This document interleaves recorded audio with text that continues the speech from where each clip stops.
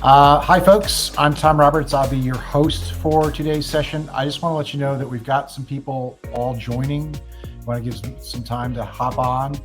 So we're going to pause for a little less than a minute, and then we'll get going. So please stick around. Don't go anywhere. Thank you.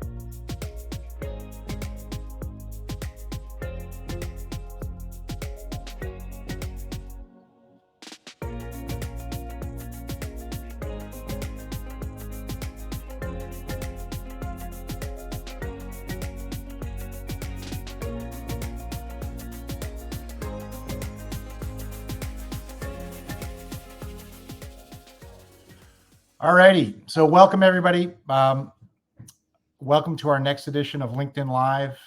And today we're going to go through 5 fundamental trends influencing B2B commerce in 24. I'm Tom Roberts. I will be your host today. I'm the CMO of TradeCentric, and I am going to be joined by our CEO, Beth Segovia. I'll give Beth a moment to introduce herself in a minute. Before we do that, however, just some quick housekeeping things on how to ask questions. There are 2 ways to ask questions, please. You can send us email at info@tradecentric.com. Again, that's info@tradecentric.com. Or you can feel free to connect on LinkedIn with either Beth or myself and ask questions through LinkedIn. We'll be happy to get back to you. And if we don't know the answer, we'll be happy to go ahead and get it to you. So, Beth, you want to provide a little background on yourself? Absolutely. Hi, everybody. I'm Beth Segovia. As Tom said, I took the helm here at TradeCentric mid-year last year. I'm really excited about leading the company into the future. My background is deep in the IT industry, so from hardware, e-commerce, software as a service, and really the bulk of my time and energy has been focused on building capabilities to enable customers to solve problems, grow their businesses through automation. So I'm really looking forward to the conversation today. And I'm looking forward to it as well, Beth. So let's get into it. Before we get into the 5 trends, however, I just want to sort of set the table real quickly. Most of the people attending and those that also will take this as an on-demand sort of version of LinkedIn Live, many of you know us, but some of you do not. So just quickly to make sure that you know this perspective that TradeCentric brings to the e-commerce world, specifically it relates to B2B. We're an integration platform between B2B sellers and their customers, and specifically enabling B2B commerce platforms like Salesforce, SAP to talk to e-procurement solutions that buyers are using like Coupa, SAP, Ariba, iValua, Jagger, et cetera. There's a number of solutions that we provide that allow those 2 systems to talk together. And on the left-hand side of the screen, you'll see just a number of different sort of metrics in terms of how we sort of scale. A couple of key ones for you: 15,000 overall supported customer integrations, lots. And then in our network between buyers and suppliers, there are more than 5,000 companies that we're servicing, enacting B2B commerce across that channel and platform. We support a lot of integrations to e-commerce solutions and a lot of integrations to e-procurement solutions. So with that, let's get into the 5 trends as we see it. And I'll tee each one of these trends up and then ask Beth to sort of comment and provide her perspective with her perspective, both in terms of the time here and then also her long perspective in e-commerce. So first of all, and first trend is we're seeing a stronger and stronger focus on customers, suppliers in particular, looking at the e-procurement channel as a very specific strategic buying channel. So while you've only been here for 9 months, you've got a lot of background in e-commerce, Beth, and you spent a lot of time over the last 9 months talking to customers and prospects. What are you seeing and what are you hearing specifically from customers and prospects about their opinions and thoughts about strategy around e-procurement as a buying channel?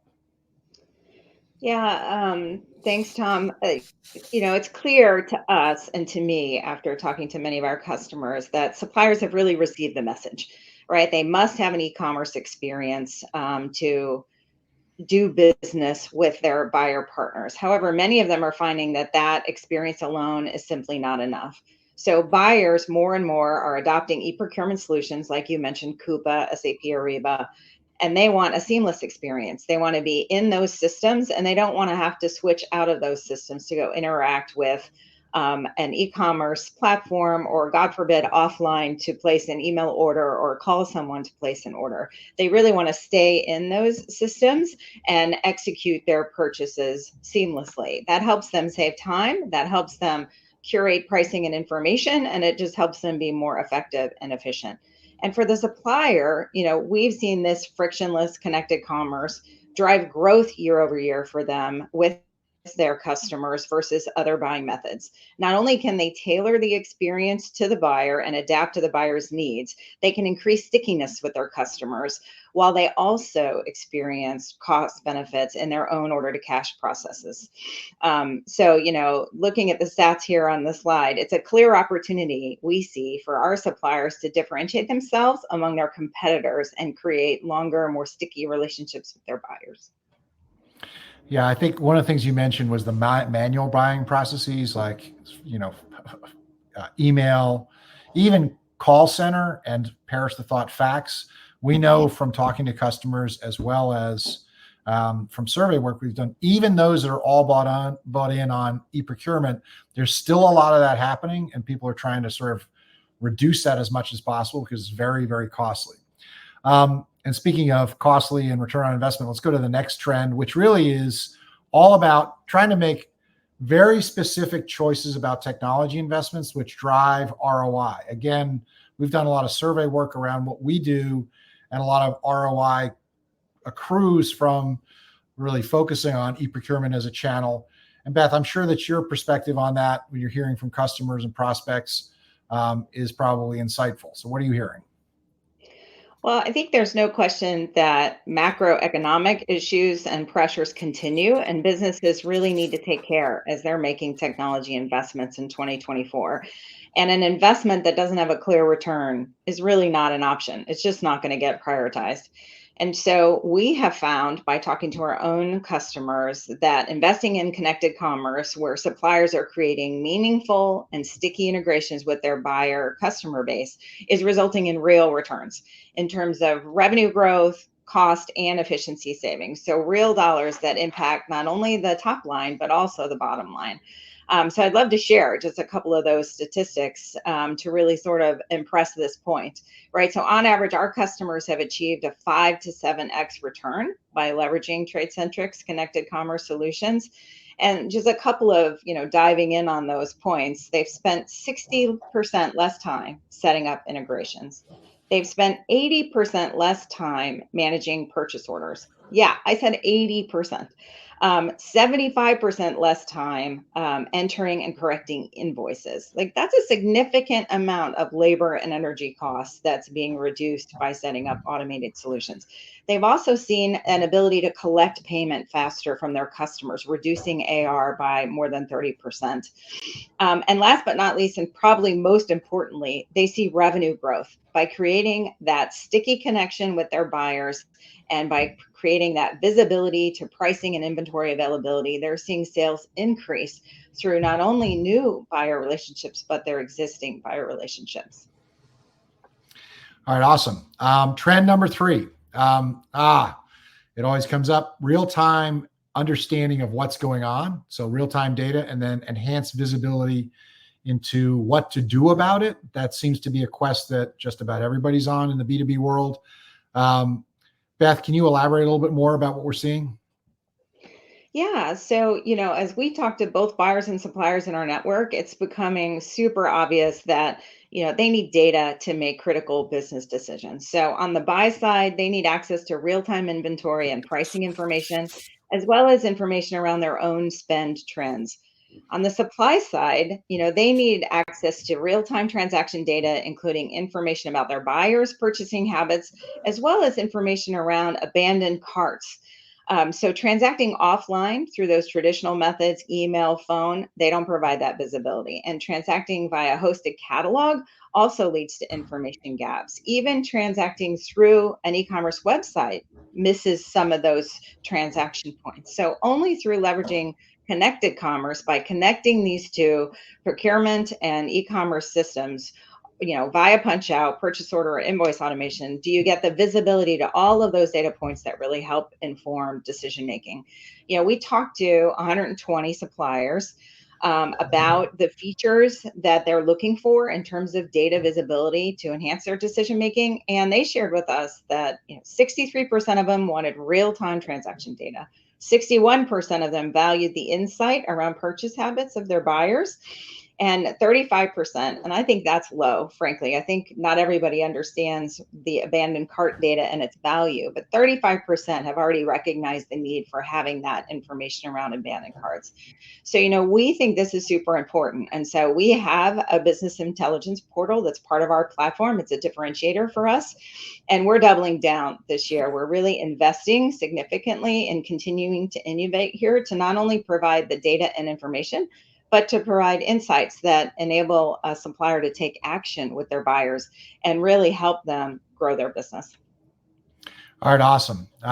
Turning to the next trends, we are starting over the last year, really year and a half, to have a lot more in-depth dialogue with some of the largest supplier players in the marketplace who do what we do on their own. They have large technology teams that they have built up to sort of do punch out PO and invoice automation with their most critical buyers. And some of those folks are running very large programs.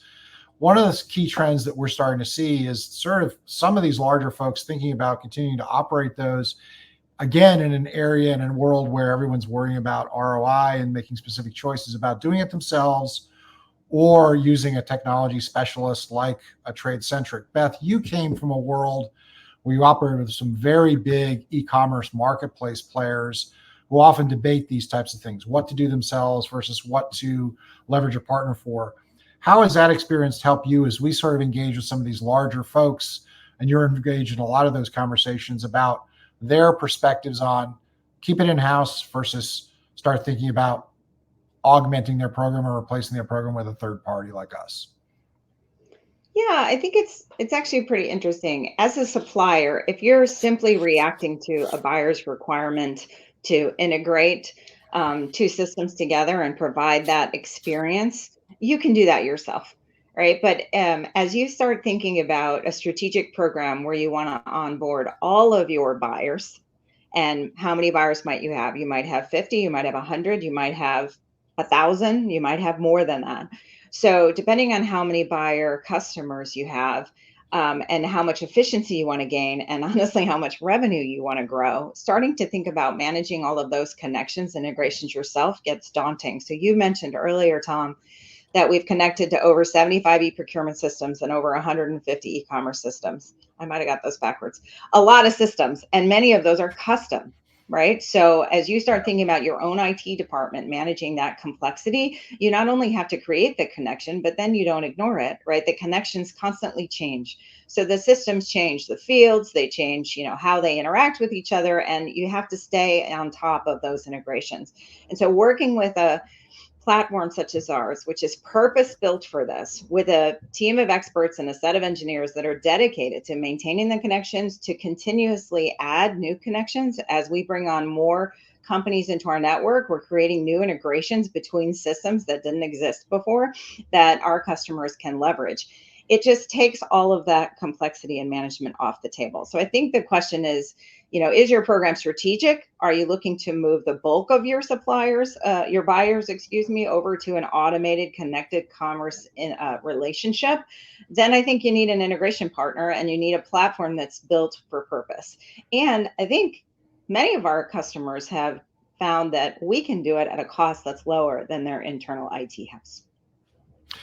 That's great. I think another perspective that goes back to the prior trend just one ago is about data and visibility, because a lot of the folks that are very large that we talk to don't have that ability to sort of unharness and sort of unfetter the data about what's happening through a punch out solution or punch out session for ePro.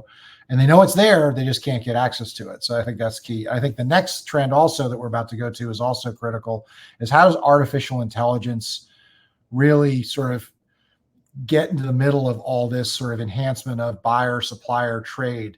I mean, AI, the conversation of AI is everywhere. A lot of it is talk and positioning, but much of it is reality and sort of really focus on getting real business done and value. Beth, what's Trade-Centric stance on artificial intelligence and how we're thinking about investing to bring value to both buyers and suppliers? Well, you certainly can't talk about technology innovation these days without considering leveraging AI tools, and we're certainly no different, right? We see a clear opportunity for AI to enable our solutions to add more value to our customers. I mean, this year alone, there's a number of things that we're looking at that are super practical. So, first, we're looking at applying AI to deliver predictive modeling and intelligent insights from this massive amount of transaction data that's flowing through our platform. We're really focused on empowering the customer to make informed decisions by forecasting market trends and buyer behavior, leveraging that data. We're also looking at leveraging natural language query capability that AI brings to make data analysis quicker, easier, more effective, just getting access to that data that you're looking for. We've also done a whole bunch of integrations, as you mentioned, and so leveraging that inventory of how those integrations were built, informing a much more seamless, maybe even self-service driven integration experience that's more intuitive and successful, I think is an opportunity for us that we are heavily exploring. And then last but not least, improving that service experience, right? Getting more quickly to the issue at hand, understanding how to resolve it and resolving it quickly. But we're not just looking at AI for things that we can build into our solution. We're leveraging AI ourselves in the dev process, right? So we're really using things like Copilot tools, et cetera, to make our development team more efficient. They can develop code more quickly with fewer errors, and we can get to market with features faster. So there's a lot of opportunity here, and that's just a few things we're working on just in 2024. Yeah, it's awesome. And I also know that some of our largest partners are very interested, keenly interested in working with us on AI as it bolts into their solutions to help sort of complement one another. So the second to last slide we have here really is just a recitation, sort of summary of those different 5 trends. Beth, you want to just quickly summarize these and what we've talked about? Yeah, absolutely. So, first and foremost, I think suppliers have to be super cognizant of remaining competitive, differentiating themselves among their competition. And by building your e-commerce site and creating connected commerce with your buyers, it's a clear way to create stickiness. From the second point here, right? Prioritizing technology investment that gives you hard returns. Connected commerce has been proven to do that through at least the experience of our customers. Getting access to data that helps you make better decisions on both sides of this equation from the buyer and supplier side. That's growing and it's getting better every day. And so I would say, think about what data are you missing and how do you get access to more data to empower your decision making. Leveraging a partner, certainly you can do it yourself for a period of time, but at some point, a partner with a purpose-built tool that can take all of that complexity off your plate is something to be considered. And then last but not least, how are you thinking about leveraging artificial intelligence as you do commerce with your buyers, and how can the tools that you employ help you advance in that space? I think these are important trends for this year to consider and are things that are going to, move all boats up, as they say. Awesome. Beth, thank you so much. Really enjoyed chatting with you about all this. Just to close out, in terms of questions, I just want to reiterate, there's 2 ways to ask questions. One, send us email at info@tradecentric.com. It's right there on the slide very easily. And then also, if you prefer a more personal approach, feel free to connect with either Beth or myself on LinkedIn and ask your question there, and we'll do our best to get back to you through any of those channels. So thank you again, everybody. Thank you for the time, and I look forward to seeing you on our next session. Thanks, everybody. Looking forward to connecting with you on LinkedIn.